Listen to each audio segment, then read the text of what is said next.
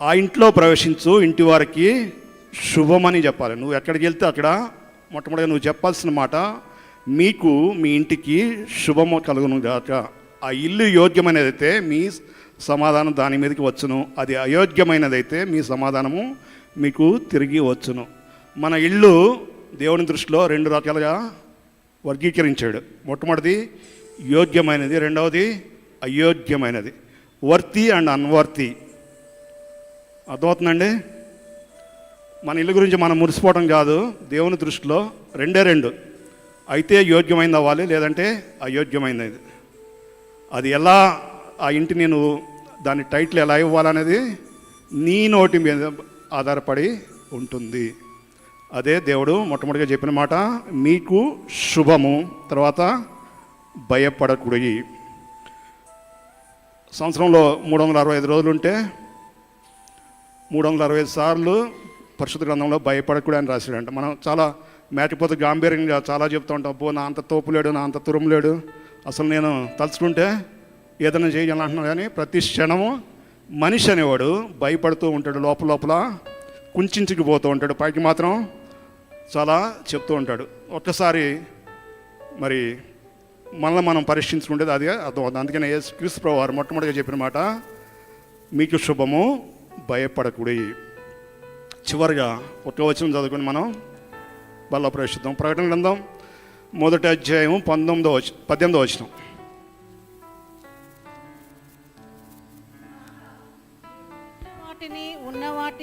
వీటి వెంట కలుగబో 18వ వచనం అండి. మొదటి అధ్యాయము 18వ వచనం. నేను మొదటి వాడను, కడపటి వాడను, జీవించు వాడను, మృతుడనైతిని గాని ఇదిగో యుగయుగములు సజీవునై ఉన్నాను, మరియు మరణము యొక్కయు పాతాళలోకపు యొక్కయు తాళపు చెవులు నా స్వాధీనములో ఉన్నవి. నీ దేవుడు నా దేవుడు ఎవరు అనేది ఈ వచనంలో దేవుడు రాయించాడు. ఎవరండి ఆయన? మొదటివాడు. మొదటివాడు అంటే సృష్టి ఏర్పడక ముందే ఉన్నవాడు. కడపటివాడు అంటే సృష్టి మొత్తం ఎండ్ అయిపోయింది. ఎండ్ కార్డు పడేటప్పుడు కూడా ఆయన ఆధ్వర్యంలోనూ, ఆయన పర్యవేక్షణలోనూ, ఆయన చిత్తం చొప్పున, ఆయన ఇష్టం చొప్పున జరుగుతుంది తప్ప నీ ఇష్టం చొప్పున, నా ఇష్టం చొప్పున, లేదా నీ ప్రార్థనను బట్టి జరగదు. జీవించేవాడు. అది ఆయన ఏదో ఒక బొమ్మలోనో, లేకపోతే ఇంకేదన్నా ఒక ఇమేజ్లోనో, లేదా ఒక ప్లేస్లోనో ఇమిడిపోయే దేవుడు కాదు. ఆయన చనిపోయాడు, తిరిగి లేచిన దేవుడు. యావత్ సృష్టిలో, యావత్ ప్రపంచంలో, యావత్ విశ్వంలో ఇలాంటి గుణలక్షణాలు ఉన్న వ్యక్తి కానీ, దేవుడు కానీ మరెవరు ఉండటానికి వీల్లేదు, ఉండే అవకాశం కూడా లేదు. అలాంటి దేవుణ్ణి, అంత శక్తిమంతుడిని నువ్వు నేను పూజిస్తున్నాం. ఎంత భయంతో ఉండాలి, ఎంత భక్తితో ఉండాలి, ఎంత రుజువర్తనంతో ఉండాలి, ఎంత జాగ్రత్తగా ఉండాలి అనేది చాయిస్ దేవుడు నీకే అప్పగించాడు. మనం చాలా చెప్తాం. ఇందా చెప్పాను, ఇల్లు 2 రకాలు. ఒకటి యోగ్యము, రెండోది అయోగ్యము. నీ డిజిగ్నేషన్ ఏదైనా కావచ్చు, సొసైటీలో నీ స్టేటస్ ఏదైనా కావచ్చు, కానీ దేవుని దృష్టిలో యోగ్యుడవా అయోగ్యుడవా అనేది నీకే అప్పగించాడు. కళ్ళు మూసుకుందాం, ప్రార్థన చేస్తున్నాం. దేవుడు చెప్పిన మొట్టమొదటి మాట, మీకు శుభము, భయపడవద్దు. అదే మాట నీకు చెప్తున్నాడు. శుభాలని నువ్వు అందిపుచ్చుకోవాలంటే నిన్ను నువ్వు యోగ్యుడిగా, యోగ్యురాలిగా నిన్ను నువ్వు తీర్చిదిద్దుకోవాల్సిన అవసరం ఉంది. బలలో చేతులు వేసినంత మాత్రాన నువ్వు నేను యోగ్యుడు అయ్యే అవకాశం లేదు. ఇంకేదో చేసినంత మాత్రాన, నీ కష్టార్జితం అంతా తెచ్చి చర్చిలో ఇచ్చేసినంత మాత్రం కూడా యోగ్యుడు అయ్యే అవకాశం లేదు. లేదా పొద్దస్తమానం ఇక్కడే కూర్చున్నా, పడుకున్నా యోగ్యుడు అయ్యే అవకాశం లేనే లేదు.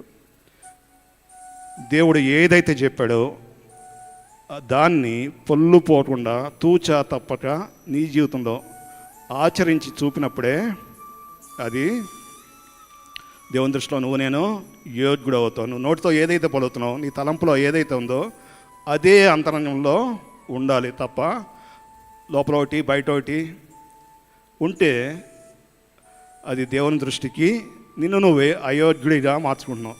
నువ్వు బల తీసుకుని వెళ్ళిపోయి చాలా నేను పరలోకంలో బెర్త్ కన్ఫర్మ్ అయిపోయింది అనుకుంటే కష్టం. నీ జీవిత యాత్ర ప్రతి అడుగు కౌంటబుల్. దేవుని దృష్టిలో దేవుడు లెక్కిస్తాడా అనేది నువ్వు నేను ఆలోచించాల్సిన అవసరం ఉంది. యేసు వారిని ఎదుర్కొని మీకు శుభమని చెప్పాను. యేసు భయపడకుడి, మీరు వెళ్ళి నా సోదరులు గలిలకి వెళ్ళవాలని వారికి నన్ను చూతురని వారికి తెలుపుడా. నేను ఏం చెప్పాడండి దేవుడు? వారికి సమాచారాన్ని చేరవేయమన్నాడు. ఏ సమాచారం? యేసయ్య మరణాన్ని జయించాడని. అది బలలో చేతులు వేస్తున్నా నువ్వు నేను చేయాల్సిన పని ఆ ఒక్క పని తప్ప మిగతా అన్నీ మనం చేయడానికి చాలా ఇష్టపడుతూ ఉంటాం, చాలా టైం కేటాయిస్తాం. అబ్బా అసలు నా జీవితంలో 24 అవర్స్ సరిపోదు, 48 అవర్స్ అయినా సరే అసలు సరిపోదు నేను చేసే పనులు, కానీ మనమే సర్టిఫికేట్ చేసుకుంటూ ఉంటాం. ఏం చేస్తున్నాం మనం, ఏం చేస్తున్నాం అనేది ఒక్కసారి దేవుని రాజ్య విస్తరణకు లేదా దేవుని రెండవ రాకడ కోసం ప్రపంచాన్ని సిద్ధం చేయటంలో నీకు ఇవ్వబడిన తలాంతులు, నీకు ఇవ్వబడిన సమయాన్ని, నీకు ఇవ్వబడిన హృదయాన్ని, నీకు ఇవ్వబడిన రక్షణ, నీకు ఇవ్వబడిన స్వేచ్ఛని, నీకు ఇవ్వబడిన ఆర్థిక వనరుల్ని ఎంతవరకు వెచ్చిస్తున్నావు అనేది ఎవరు తీర్పు చెప్పవసరం లేదు, ఎవరు వేలెత్తి చూపించవసరం లేదు. నీ మనస్సాక్షిని అడిగితే నీకు 100% యాక్యురేట్ రిపోర్ట్ని నీ ముందు ఉంచుతుంది. దేవుని దృష్టిలో నువ్వు నేను యోగ్యమైన రీతిలో మనల్ని మనం ఈ క్షణం నుంచి, ఈ ఈస్టర్ పండుగ నుంచి మనల్ని మనం కట్టుకుందాం. దేవుడు అట్టి అవకాశం మనందరికీ మెండుగా దయచేయను గాక. ఆమేన్.